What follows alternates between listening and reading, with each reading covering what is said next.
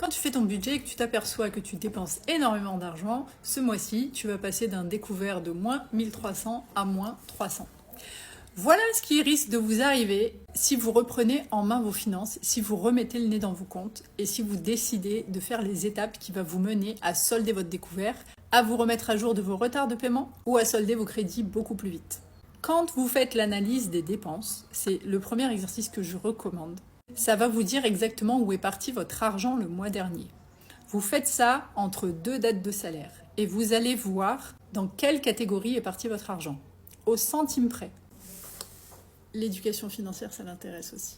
Bref, une fois que vous avez fait ce constat, vous allez faire un budget optimisé et c'est là que la magie opère.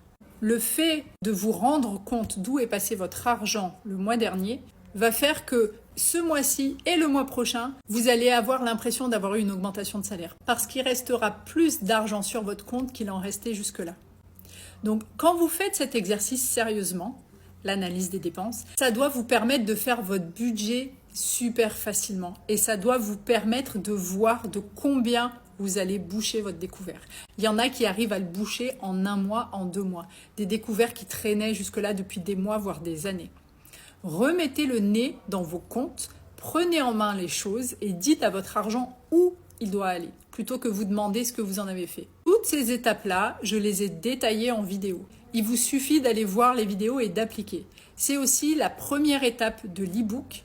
Dans l'e-book, vous avez toutes les étapes classées dans l'ordre dans lequel il faut les faire pour vous désendetter, pour arriver à épargner, pour solder votre découvert, quels que soient vos objectifs financiers.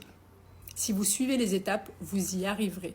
Et il y a des témoignages sur ce compte tous les jours de gens qui ont fait les efforts, comme c'est le cas là, je n'invente rien, et qui y arrivent. Donc aujourd'hui, il n'y a plus d'excuses pour rester dans la galère.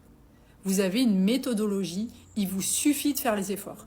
Mais c'est vrai que faire les efforts, ça demande un changement de comportement, et c'est parfois le plus dur à faire.